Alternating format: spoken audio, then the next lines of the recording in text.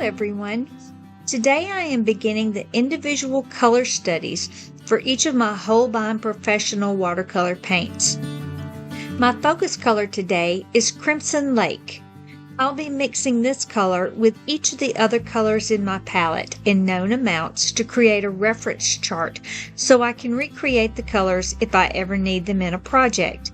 My page setup includes a title listing the focus color, a reference to my mixing ratios over on the right side, and the name of each color I'm mixing with.